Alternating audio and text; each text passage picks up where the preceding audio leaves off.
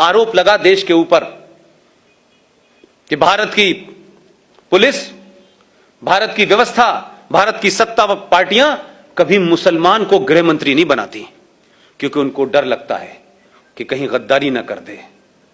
हमने कहा कि शायद ऐसा होता होगा, शायद यही वजह है 1989 में वीपी सिंह की सरकार में भारत का पहला मुसलमान गृह मंत्री बना 8 दिसंबर 1989 को, 89 को।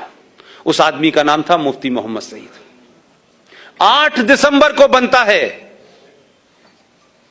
और 8 दिसंबर को और 19 जनवरी के बीच में भी महीना भी पूरा नहीं हुआ था, और 19 जनवरी को पूरे कश्मीर के अंदर से 5.5 लाख कश्मीरी हिंदू पंडितों को मार के, रेप करके, बच्चों को उछाल उछाल के मारा है। टीपालाल टकरू उनके सबसे बड़े इंटेलेक्चुअल थे, बहुत बड़े थे। उनका जब सड़क पे मर्डर किया गया तो मोटरसाइकिल घुमा रहे थे उसके पीछे चारों तरफ, और कह रहे थे कि किसी ने इस काफिर को पानी दिया तो उसको भी हम नहीं छोड़ेंगे। न मुफ्ती की बेटी रोई, न अब्दुल्ला रोया, न कश्मीरियत कहीं आई, और चुपचाप खत्म हो गया। आज इसके बारे में कहीं बात नहीं होती।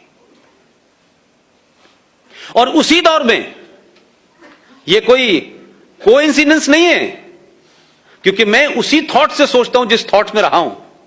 आप उस थॉट से सोचते हैं क्योंकि आप सब समाज के लोग हैं, आपने वैसा नहीं देखा। उसी दरमियान भारत के गृह मंत्री की बेटी का अपहरण हो गया। कोई जरा पूछ के वहां जाए, बाहर के विदेशी पत्रकारों की रिपोर्टिंग पढ़ ले भाई, हिंदुस्तानियों पे तो यकीन नहीं है। खुद ही कराया। उसका कमिटमेंट देखिए अपने आतंकवाद के प्रति, अपने धर्म के प्रति, अपने एजेंडे के प्रति। देश के गृह मंत्री ने अपनी बेटी का अपहरण कराया, वो तो घर में थी। उसके बदले में आपने 4 आतंकवादी छोड़ दिए, बेटी बेड के नीचे से बाहर आ गई। ये कोई छुपी हुई बात नहीं है भाई। उसी दरमियान में एक साहब हैं, सेकुलर हैं, कांग्रेस पार्टी के राज्यसभा में लीडर ऑफ अपोजिशन है। उनका नाम है गुलाम नबी आजाद। अब ये मुझे पता नहीं है कि वो इस्लाम से आजाद है कि नबी के गुलाम हैं, या नबी के गुलाम हैं कांग्रेस से आजाद हैं, ये मुझे पता नहीं। उनके घर में भी उनका एक भतीजा गायब हो गया, और इतनी तेजी से हो रहा था, लग रहा था कि खट खट काम करना है।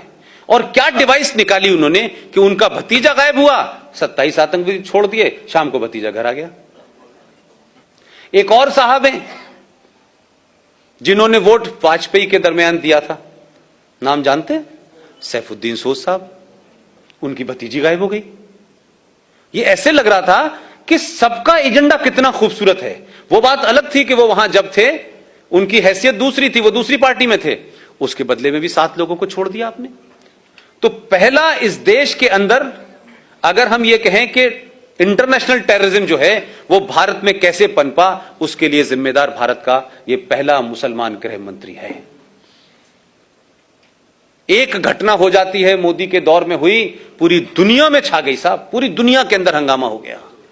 कोई वीजा रुकवाने चला गया, कोई धरना करने चला गया, कोई प्रदर्शन करने चला गया, लेकिन 5 लाख हिंदू अपने ही देश में शरणार्थी हैं। दिल्ली की सड़कों पे, दिल्ली हाट के सामने कोई पान की दुकान कर रहा है, कोई चूरन की दुकान कर रहा है, कहां कहां रह रहे हैं, कोई बंगलोर भाग गया, कोई कहीं भाग गया। लेकिन इस देश में कोई बड़ा जुलूस, कोई बड़ा प्रदर्शन, कभी संसद इसके लिए नहीं रही। इसलिए मैं जुडिशरी की भी तरफ आता हूं। अभी कुछ घटनाएं इस देश में हो गई कि किसी ने अखलाक को मार दिया, किसी ने, गोरक्षक ने किसी को मार दिया। ये मैं इसलिए कह रहा हूं कि ये घटनाएं हैं, इसको आप अपने गूगल पे जाके सर्च करें। चंद घटनाएं हुई और चंद गुंडे की, और भारत के प्रधानमंत्री ने खड़े होकर कहा कि जो लोग इस तरीके की हरकतें कर रहे हैं वो गुंडे हैं, उनको पकड़ा जाना चाहिए, उन पे केस चलना चाहिए। लेकिन चंद घटनाओं से ये लिंचिस्तान बन गया। चंद घटनाओं से, जिसका किसी समाज से, किसी धर्म से लेना देना नहीं था। यहां भी समझ में आता है, सुप्रीम कोर्ट की बैनर हेडलाइन खबर थी